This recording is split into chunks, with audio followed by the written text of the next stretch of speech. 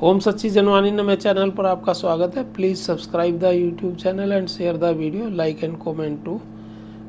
Video को इतना share करें कि सभी रिटायरीज के सेक्शंस तक, पॉलिटिकल पार्टीज़ के ऑल सेक्शंस तक और पब्लिक के ऑल सेगमेंट्स तक जाए और गवर्नमेंट तक भी जाए और रिटायरीज को मोबिलाइज और आंदोलित करे, मोटिवेट करे।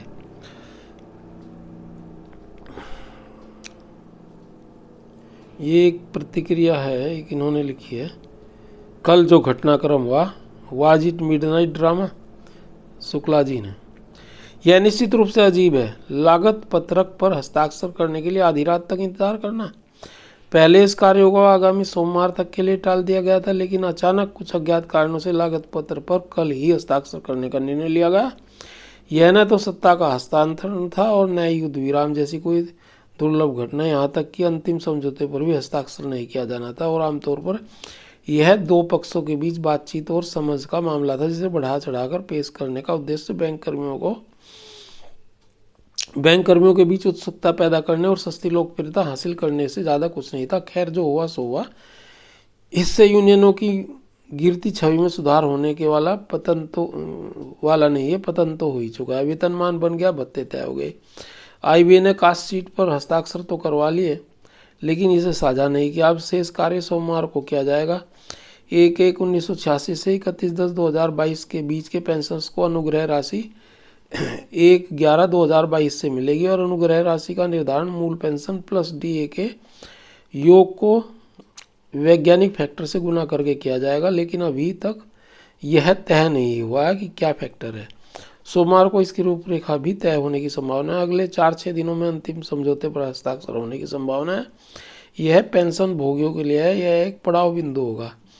यहाँ से आगे संघर्ष तेज होगा और अनुग्रह राशि और पेंशन अपडेशन का विकल्प नहीं है, न ही यह पेंशनर्स को स्वीकार्य है। और पेंशनर्स को दया, करुणा या सहानुभूति नहीं, बल्कि उन्हें उनका अधिकार चाहिए और आरबीआई लाइन पर उनकी पेंशन अपडेट करें, न कम और न अधिक। सही बात है, जो जिसका अधिकार है उतना दे दें उसे, फालतू की ज़रूरत ही नहीं है। लेकिन ये ना कि भाई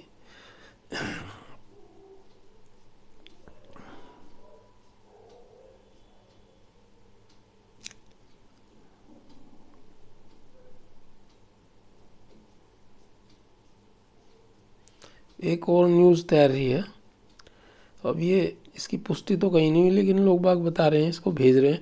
एस्क्रेशिया for pensioners detailed working will be done in the next few days.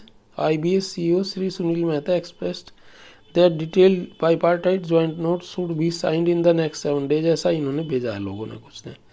अब पता लगेगा बाद में। और हमने ये पहले भी कई बार बता लिया, अभी हम फिर एक बार बता देते हैं। Friends, if senior retirees don't want to emphasise on special allowance anomaly removal demand, that would harm them too, because after October 12 major portion of increase is in special allowance and hence on pension updation. They will get only updation up to October 12 and later increase will not be benefit to any retiree. Think on it, क्योंकि 12 के बाद जो है इन्होंने सारा वृद्धि जो है स्पेशल अलाउंस में डाल रखी, 5-7%, 3 बीपीएस में कुल 5-7% डाली है बेसिक पे में। तो रिगार्ड्स आर के त्यागी, तो ये गाजियाबाद, तो ये है। तो इन लोगों को देखना चाहिए कि भाई इससे नुकसान हो जाएगा। इससे पेंशन अपडेशन के साथ ही स्पेशल अलाउंस भी उसके साथ ही है, अगर नहीं होगा तो सबको नुकसान होगा, ये हमारा कहना है। और बाकी लोग बाग बड़ी मुस्तैदी से प्रतीक्षा कर रहे हैं पेंशन अपडेशन की या एक्सक्रेशिया जो भी है, और नहीं तो फिर पेंशन का आंदोलन चलेगा ही। धरने हैं, 4 फरवरी को एक धरना है और दूसरा धरना 22 फरवरी से, और भी एक आध धरना आ सकता है। और हमने तो लोगों से कहा कि इन धरनों के बाद बॉम्बे बहुत बड़ा सिटी है और फाइनेंशियल कैपिटल है इंडिया की, और वहाँ बैंक रिटायरीज जो हैं दिल्ली एनसीआर से ज़्यादा ही होंगे, कम नहीं, ग्रेटर बॉम्बे में। और आसपास पुणे वगैरह भी उनके आस ही पड़ते हैं, अप डाउन है पुणे का वहाँ से, और भी शहर पड़ते हैं वहाँ। तो बॉम्बे में लगाएं धरने और अहमदाबाद, हैदराबाद और बेंगलोर। बेंगलोर भी बहुत बड़ी सिटी है और बहुत हर तरह का वहाँ हुआ है। आजकल बेंगलोर हॉट सिटी है इंडिया की। तो ये हैदराबाद, अहमदाबाद और बेंगलुरु में लगाए और कोलकाता और चेन्नई में लगाए। ये तो बड़ी सिटी होगी। और कानपुर, नागपुर वगैरह भी बड़ी सिटी है। इंदौर बड़ी सिटी है। बाकी कानपुर का तो लखनऊ में लग सकता है, क्या स्टेट कैपिटल है, लोकल अप डाउन होता है वहाँ से। बड़ी सिटी है कानपुर, हालांकि जैसे गाजियाबाद भी बड़ी सिटी है लेकिन वो दिल्ली में लगते हैं।